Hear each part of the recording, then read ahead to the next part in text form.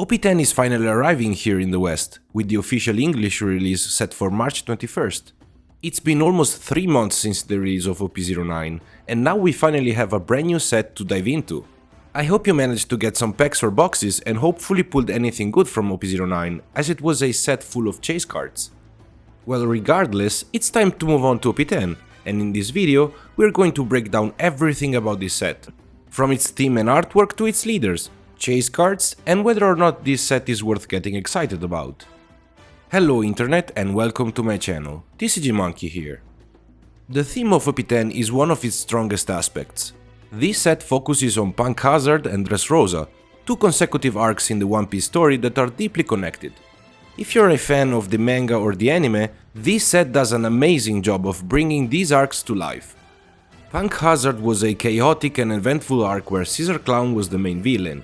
Smoker, Tashigi and some of the Straw Hats switched bodies, and Trafalgar Law formed this alliance with Luffy and his crew. This was the beginning of their plan to take down the Flamingo, which led directly into Dressrosa. Dressrosa itself was one of the most intense arcs in One Piece, featuring the battle against the Flamingo, Luffy's debut of Gear 4th, and unforgettable moments like Usopp's legendary scene against Sugar, the gladiator fights in the Colosseum, and Law's tragic past. OP10 captures the essence of both arcs beautifully, with many illustrations that bring back strong memories from these moments. It feels like Bandai paid a lot of attention to this part of the story to make this set. However, there are some odd choices here and there that we'll get into. Starting with the leaders in OP10, most of them make perfect sense. Smoker and Caesar Clown are from Punk Hazard and play major roles in that arc. Usopp and Sugar represent Dressrosa, and their inclusion is fitting since their fight was one of the most memorable and funniest moments of the arc. Trafalgar Law is the perfect bridge between the two, with his base leader card showing him in Punk Hazard, while its alternate art depicts him during the battle against the Flamingo in Dressrosa. Then there's Eustace Kid. This is where things don't really make sense. Kid had absolutely nothing to do with either Punk Hazard or Dressrosa. He was never involved in those storylines, so his inclusion as a leader in this set is completely out of place. That said, his alternate art is very cool in my opinion, so at least there's that. Before continuing with the set's overview, if you enjoy this type of content, I kindly ask you to like the video and subscribe to the channel to help me grow. Thank you! One of the biggest highlights of OP10 are the artworks of the base set. Many illustrations here are truly impressive, and they bring back memories of these arcs. Some of the standout pieces include the artworks depicting the Straw Hats swapping bodies in Punk Hazard, which is both funny and a direct callback to the events of the arc. I wonder what people who have never seen this One Piece arc will think when they see these cards with Sanji's name, or this chopper in Sanji's body.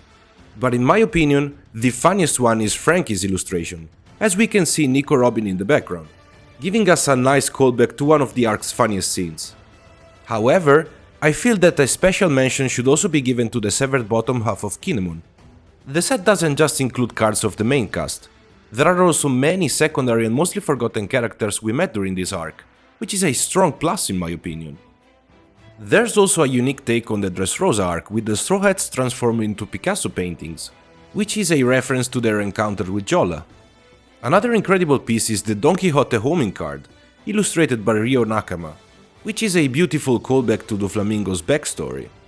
These pieces make OP10 feel like a well-crafted tribute to Punk Hazard and Dressrosa. However, as with every set, there are also some random characters thrown in that don't quite fit. While OP10 does a better job than some previous sets in keeping a consistent theme, it still has a few questionable choices. Things start to feel off when we look at the third part of the set, which suddenly introduces characters from the Supernovas and the Sabaody arc.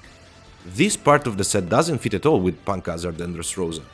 It seems like they wanted to justify including Leader Kid, but thematically, it just doesn't work. The Sabaody arc happened 2 years before the events of Punk Hazard, and while the Supernovas are important characters, their inclusion here feels completely random. This really disrupts the otherwise solid theme of the set, and makes it feel less cohesive. Now let's talk about the secret rares and the manga rare of OP10. The secret rares in this set are Luffy in Gear 4th, representing his battle against the Flamingo, and Trafalgar Law. The Gear 4th Luffy is an amazing choice, as it captures one of the most iconic moments of Dressrosa. However, the real issue here is that Law, although thematically more than appropriate for both arcs, is not only a secret rare, but also the manga rare of the set. This is a huge disappointment because we already had a Manga Rare Law in OP05, which was released just a little over a year ago. To me this feels like a wasted opportunity. The perfect choice for a manga rare in this set would have been Doflamingo in my opinion, since he was the central villain of these arcs, and was the one that Luffy and Law worked together to take down. Having another Manga Rare Law just doesn't feel necessary, and I think it makes the set less exciting for collectors. One cool thing they brought back in OP10 are the Alt Art event cards, but they only did this for one single card. While it looks amazing and is a great addition, it feels like too little. I think it would have been much better if they had reduced the number of Alt Art character cards and added more Alt Art event cards instead. These cards add a unique touch to the set, but unfortunately we only get one this time. Another issue with OP10 is how the Alt Art leaders and special rares blend together with all the other Alt Arts visually. All the hits in the set look very similar to normal Alt Arts, and without the patterned special rares we've seen in previous sets, OP10 lacks that extra level of excitement when it comes to collecting. There's also no ultra premium rarity like the gold signature Luffy from OP05 or the golden Manga Roger from OP09. This obviously makes OP10 feel less special when compared to those sets, but also less specials than other sets which at least had unique manga rares or special rares. And while there are some beautiful illustrations, I think there's nothing that truly stands out as a must-have. Looking at the chase cards of OP10, the most expensive card is the Manga Rare Law, currently priced at around $450 in Japanese. Interestingly, this is actually less than the OP05 Manga Rare Law, which still holds a value of $500. The second chase card in the set is the special rare Edward Newgate, an alternate version of the card from the starter deck 15. The artwork is great, but it doesn't really justify a price tag of over $90 in Japanese. The alternate art Kid and the alternate art Law, both leaders, have very nice artworks and are priced at roughly $20 in Japanese. However, in my opinion the best artwork in this set is the Alt Art Kuzan, which is worth around $25 in Japanese.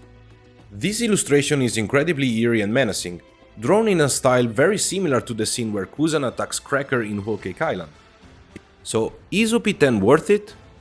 On one end, it's one of the most thematically well done sets so far, and it does an amazing job of capturing the feel of the Punk Hazard and Dressrosa arcs. If you're a fan of these storylines, you'll likely enjoy the artwork and nostalgic callbacks throughout the set.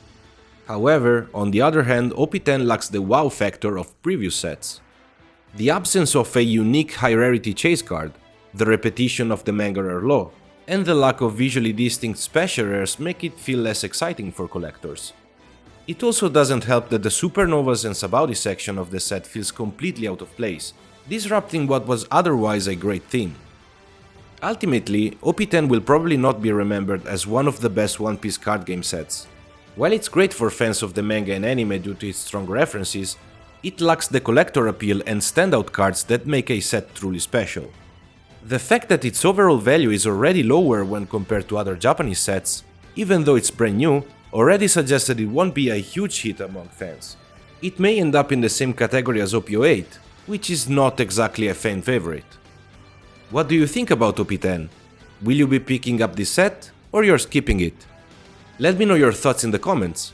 And if you enjoyed this breakdown, don't forget to like, subscribe and hit the notification bell for more One Piece card game content. Thanks for watching, and I'll see you in the next one. TCG Monkey out.